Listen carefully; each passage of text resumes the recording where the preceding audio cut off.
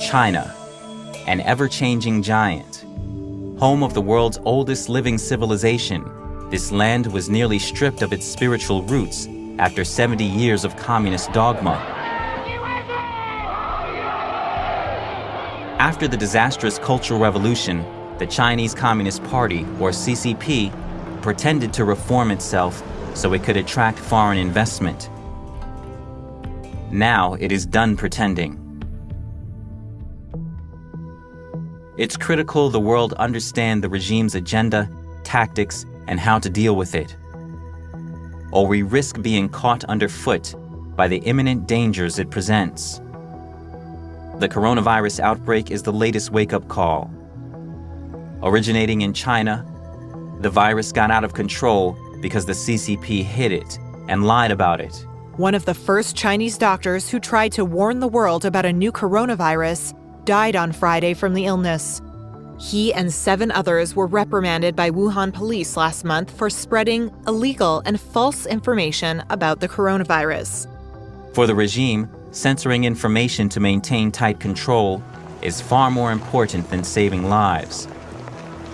This obsession with power has thrown the whole world into crisis. European Commission President Ursula von der Leyen confirmed on Tuesday that the EU would be closing off its external borders to curb the spread of coronavirus. The death toll from the coronavirus in Italy on Thursday overtook that of China, where the virus first emerged, making Italy's outbreak the deadliest in the world and now the epicenter of the pandemic. U.S. health experts fear the country is on a similar trajectory as Italy. Total cases as of this morning in New York City, 21,873. Criticism is growing over China's handling of the CCP virus outbreak. And if people would have known about it, it could have been stopped in place. It could have been stopped right where it came from, China. And the U.S. intelligence community has reportedly come to the conclusion that China's Communist Party purposely concealed their virus numbers from the start. U.S. Senator Ben Sasse, a member of the Senate Select Committee on Intelligence, put it plainly, quote, "The Chinese Communist Party has lied, is lying, and will continue to lie about coronavirus to protect the regime." Can something worse happen? Maybe. What if it is not a pandemic that may eventually pass, but a fatal threat to our security, freedom, and way of life? To learn about the CCP's method of rule, let's look at the experience of Hong Kong, one of the world's great cities.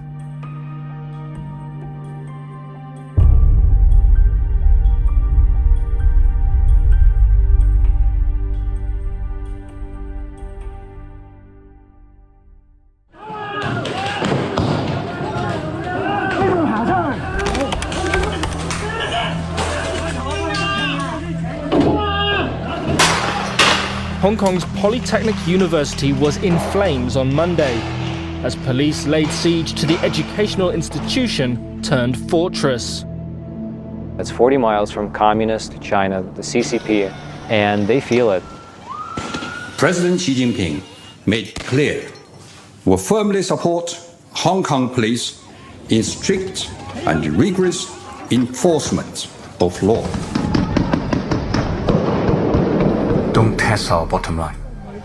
And if we have to respond, I believe the only option is to use deadly weapon. It looked like they were going to run over some patriots. You've got the M16s ready to shoot, ready to fire. Police just use the gun to shoot us, and there is the rule is that all the people want to escape. They don't have the warrior culture here. They're super peaceful here. Generally, they like to go to school, make money, that sort of thing. Super civilized. Hong Kong was once one of us, free and vibrant. It shared the core values of other liberal democracies. But after the handover, its freedoms have come under the CCP's constant encroachment. Hong Kong is different from a lot of the fights going on in the world. It is the large majority of all of Hong Kongers fighting against communist China, really, in the end. We are fighting for freedom and survival, okay? And the world should know, if Hong Kong falls, the whole world falls, okay? Because the Chinese Communist Party is the existential risk of humanity, period. The CCP wants to remake Hong Kong in its own image, and its appetite is not limited to that. PRC, the regime in Beijing, is the most evil regime, if we leave aside the Soviet Union, since the Third Reich. The difference is that the Soviet Union and Third Reich didn't dominate critical global supply chains, including those providing life-saving medicine. In 5 to 10 years, we'll have virtually no manufacturing capacity left for generic drugs. And again, this is 90% of our medicines. Chinese companies formed a cartel, dumped it on the global market, and they drove out all the US, European, and even Indian producers. This was in the early 2000s. And once they gained dominant market share, prices went back up. What we've seen is not that China has become more like the rest of the world and that it's liberalized. We've seen it go the other way. The European countries have been naive about China for too long. It is a different system. And there is a risk that a different system tries to impose its system on other parts of the world. Before we realized it, the CCP had a death grip on our economy and had infiltrated our institutions. From the party's great firewall in cyberspace, or to that great wall of sand in the South China Sea. More repression, more unfair competition, more predatory economic practices, indeed a more aggressive military posture as well. If we do not meet this threat now, it's going to define our century in much the same way that the Soviet Union defined the last century. Learn from the Hong Kong experience, because we have been dealing with this giant for at least 22 years. We have what has been happening on the ground to illustrate and to demonstrate to you how the CCP can go about taking over all these institutions and values.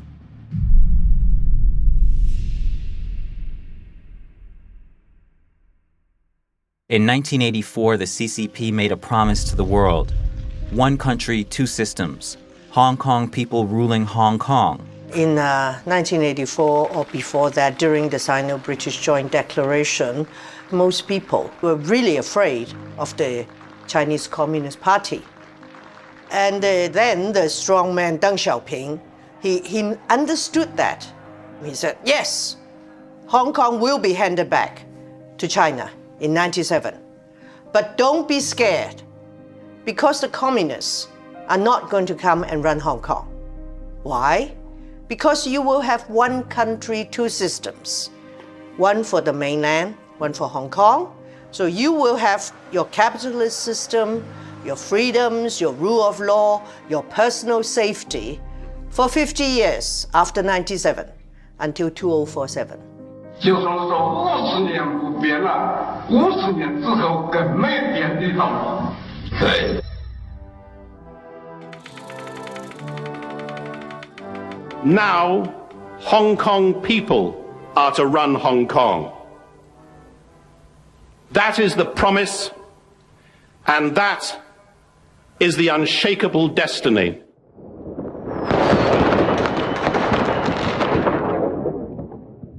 To the CCP, Hong Kong is a mixed blessing. It is crucial for China's international trade and foreign capital raising.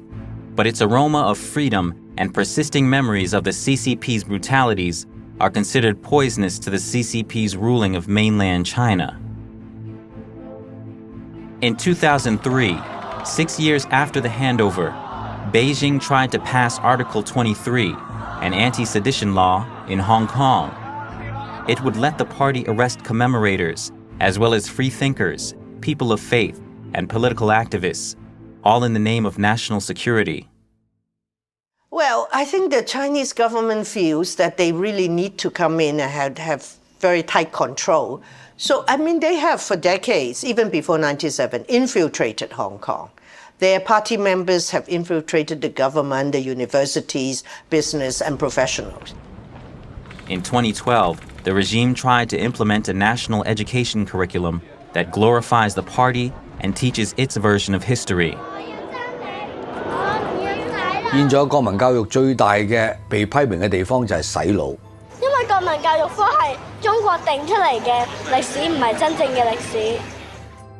The regime intensified media controls in Hong Kong in 2013 and 2014. Journalists were stabbed and beaten by triads linked to the regime. Vandalism, physical attacks, and financial interference became common. The basic law promises press freedom, but in reality, it is being significantly compromised. Interviews were barred, finished pages were removed, photos were added, columnists were sacked.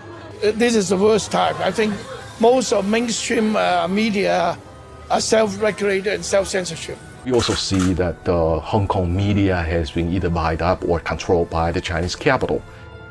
In August 2014, Beijing laid down strict limits on promised voting reforms in Hong Kong. All candidates would be approved by the regime. For Hong Kongers, it meant the death of their democratic dream. What we want is the right to elect our leaders so that our leaders have a genuine mandate to govern Hong Kong. This will improve governance. We also want to see Hong Kong people having a genuine choice in electing their leaders and no screening mechanism.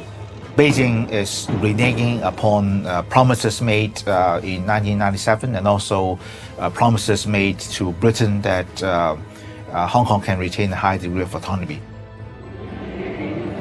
It's been a month since pro-democracy protests erupted in Hong Kong, and these umbrellas have become a symbol of the movement. In November 2016, China's top legislature interfered in an ongoing politically charged court case by issuing an interpretation of Hong Kong's basic law. This led to the disqualification of 2 elected members of Hong Kong's Legislative Council. China's parliament recently made a rare interpretation of Hong Kong's mini-constitution, rebooting fears that Beijing is tightening its grip on Hong Kong's unique political process. It was unnecessary and would do more harm than good to public perception of the continued respect for the rule of law in Hong Kong. In a stunning move, on the eve of the 20th anniversary of the handover of Hong Kong, the Chinese regime betrayed the pledge that Hong Kong's return was founded upon. 中英联合声明作为一个历史文件，已经不再具有任何现实意义。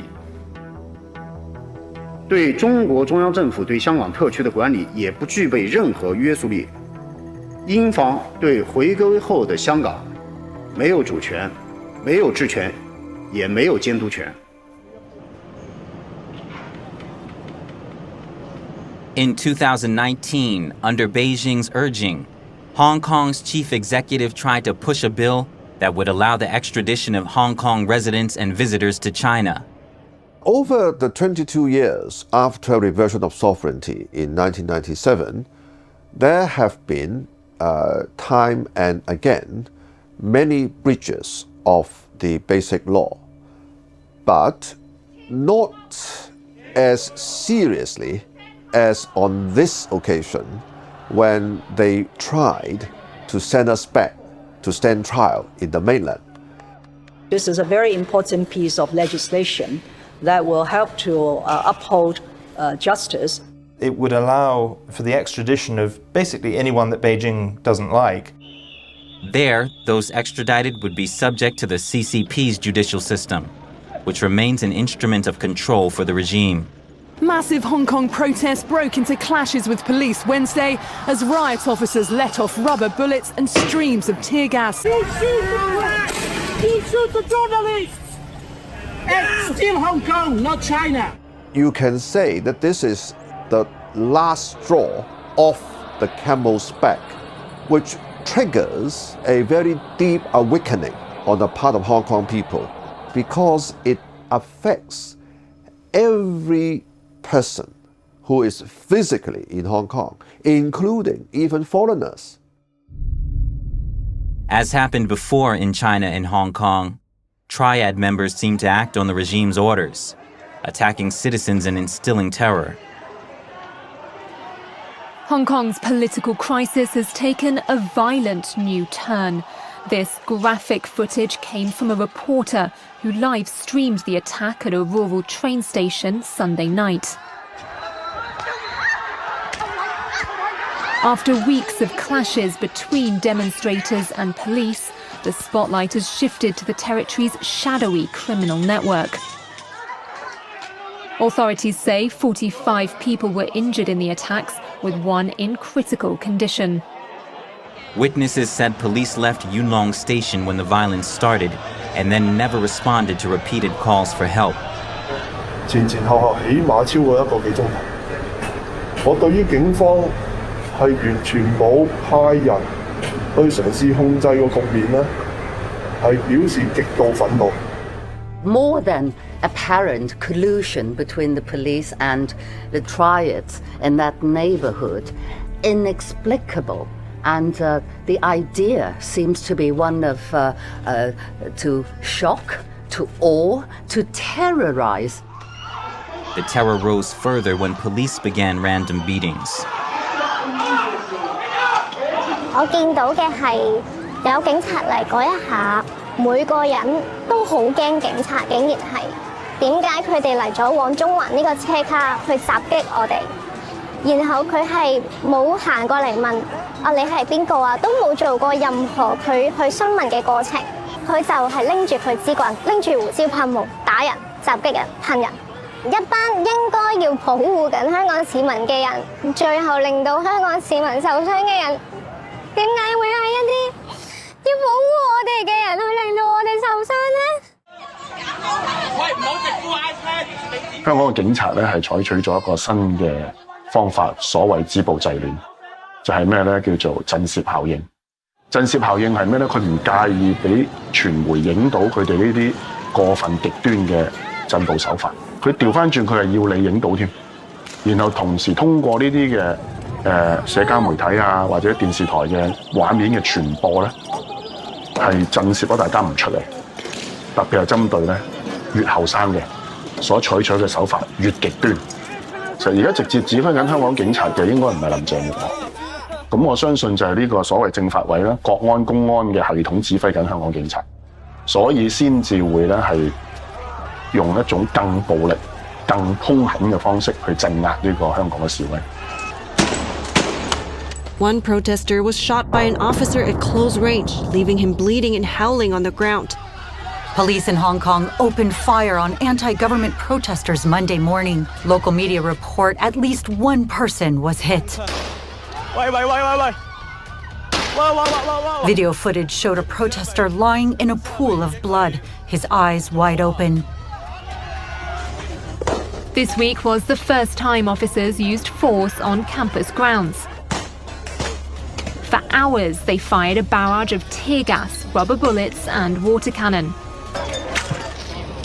On university campuses across Hong Kong, thousands of students dug in on Thursday.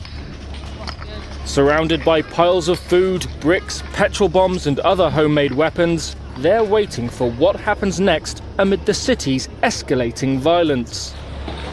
Clashes between Hong Kong police and protesters have continued to escalate over the weekend. The city's Polytechnic University has now become the epicenter.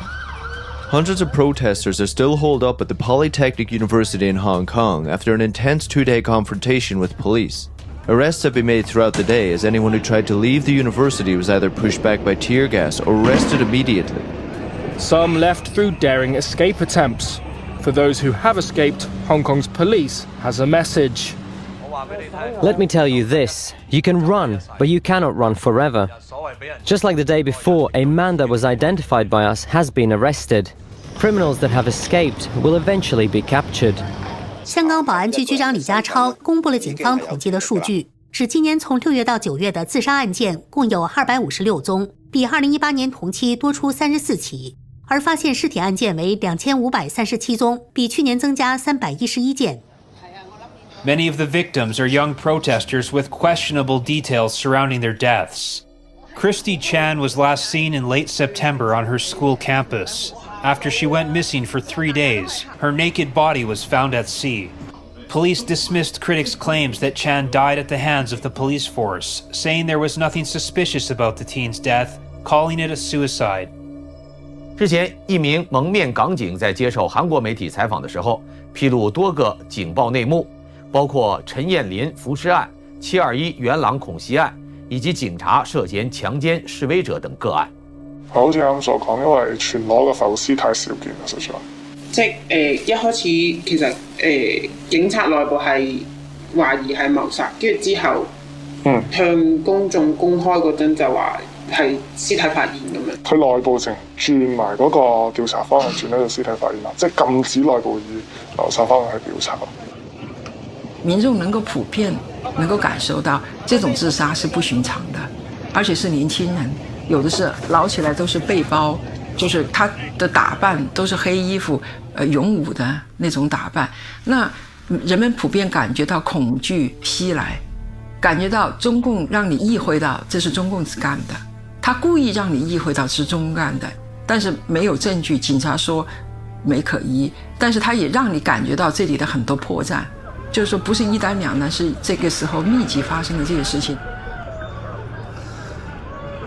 So we're here at the Epoch Times print shop in Hong Kong. Just this morning, 4 masked men entered the print store at about 3:30 a.m. with gasoline cans and actually threw gasoline down on the floor and actually lit the print shop on fire, either in an attempt to burn the whole place down or as a threat to the people working in here. The Epoch Times is one of the only Chinese language papers and papers around the world who report very accurately with an in-depth knowledge of the Chinese Communist Party. 攻击印刷厂那一天呢，11月19号也是大举安发表九评共产党社论的15周年的日子。大举安的九评共产党社论呢，触发了中国大陆的一场精神运动，就是退党潮。现在目前超过3亿的民众，中国民众用化名的方式退出中国共产党的这个相关组织。那中國共產黨對大紀元的這種恐懼和這種憎恨呢，就不言而喻了，都看得到。我哋可能5年前雨傘運動嗰時仲會講緊話冇激嬲共產黨咁樣，但係其實經過5年之後，當香港人發現其實呢一切嘢嘅幕後黑手係中國共產黨嘅時候，香港人已經好勇敢可以企出嚟話，我哋依家就係要面對共產黨，要面對中共呢一個政權。咁我諗呢個已經唔單單只係某部分抗爭者嘅民意。而係大部分香港人嘅覺醒。有冇諗過今日行？我冇驚過，出得嚟行就預咗呢啲嘢。冇，但係我同我啲 friend 講咗話，要遺書㗎，即係講晒遺言㗎啦。咩嚟㗎？講唔講得㗎？講得啊！即係總之，如果我真係有咩三長兩短嘅，咪為見到我嘅浮屍啊乜嘢嘅。攞去器官捐贈咯，捐下啲有需要嘅人咯。次次出嚟死就預咗死㗎啦，講真句。但係不過冇辦法啦，為香港一定要贏㗎呢場仗。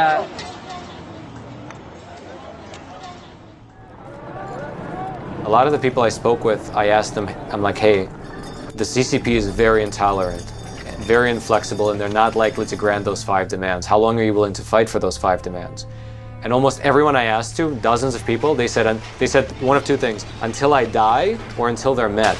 香港人能夠咁不怕死，走在世界嘅前線對抗嗰個極權，係因為我哋唔係中國人咁樣喜歡做奴隸，我哋唔做奴隸，我哋就係講俾政權聽，我哋係唔會屈服嘅，我哋係站喺個前線呢，係對抗呢個龐大嘅鎮壓共產機器。我哋係無路可逃，我哋諗住死，我哋不如就繼續抗爭落去。民不畏死，奈何以懼之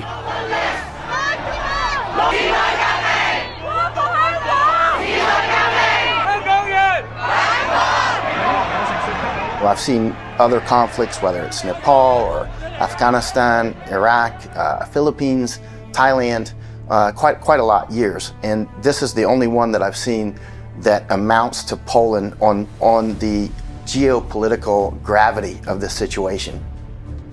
Poland was the last straw for the Soviet Union. And now Hong Kong is that nexus of problems for CCP. This is an existential threat to CCP. The CCP has made many promises. In 1944, Chairman Mao told the visiting U.S. Army Observation Group, "The U.S. is our good friend, and the Chinese Communist Party's goal is to establish an American-style democracy for Chinese people." The American officers spent a year in Yan'an assessing the communist organization and their military potential. With full U.S. government approval, the Americans instructed the communists on strategy and weaponry. I think at the time that they were a democratic force, that they were a popular force, and they had a popular support. 5 years later, the CCP ruled China. Soon, Chinese soldiers were fighting U.S. soldiers in Korea and Vietnam, where over 95,000 U.S. soldiers lost their lives. Chinese people suffered far worse. Since the CCP took power, 80 million people have died from its policies and political campaigns.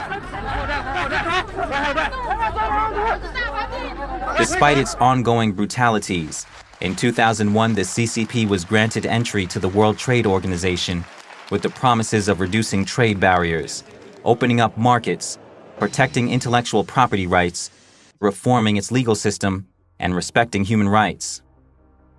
A decade later, the U.S. Congress examined the CCP's compliance with its promises. Judging by the expressions of the past 10 years, I think the answer to the first question, whether China has and will keep its promises, is sadly no. Not only did WTO not bring freedom and democracy to China, it so certainly didn't bring fair trade either.